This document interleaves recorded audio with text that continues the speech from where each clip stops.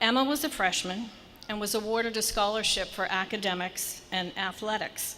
She was making friends and did typical things that college students do, things that we all did. We went out to parties. While at a house party one night in our community, after Emma had some drinks, she was speaking to a boy who, after a few more drinks, pulled her into a bedroom, threw her against the wall, and raped her. Her friends found her, after a while, alone, half-clothed. They suspected what was happening and took her to the ER. The doctor treated the broken arm that she endured from being thrown against the wall, given a forensic exam, and Emma also made a statement to the police. Emma, the scholar athlete, only a few months ago, now a victim of rape, and now suffered from post-traumatic stress disorder and anxiety. You can imagine that it became difficult to get out of bed, perform on a practice field, go to practice, and have any kind of normal college experience. Her friends started to pick sides. After all, they knew and liked the perpetrator.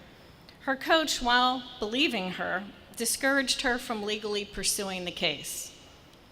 She talked about feeling like she was lying in the middle of the road and cars were driving past her on both sides. She wanted no sympathy. She didn't want to be a victim. She said victims were weak. You may have noticed that not once have I mentioned Emma's parents. That's because Emma never told them.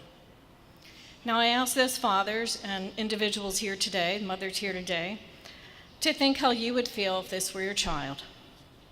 We encourage victims to tell and talk to their parents, yet each and every time they are reluctant.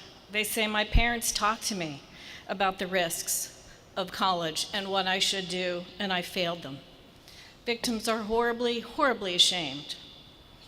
Sexual assault is a lonely place for victims, and more than ever, they need their parents' love and support.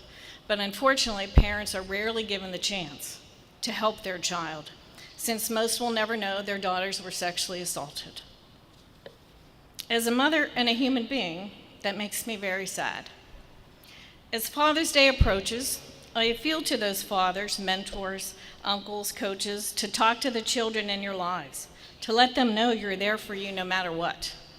Learn how to respond to your child if something should happen, because truthfully, what you say to them after they tell you makes all the difference in the world what happens next and how and if they heal from sexual abuse.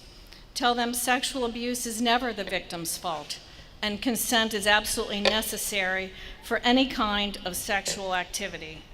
PAR has been working closely with Pitt and all the local universities to improve their responses to the brave women and men who come forward on our local campuses to report sexual assault and connect them to PAR services. PAR offers many prevention programs to various audiences in our county, and until we end sexual violence, we will continue to be there supporting the victims in our community. I say no more, because young women and men deserve a college experience free from sexual violence.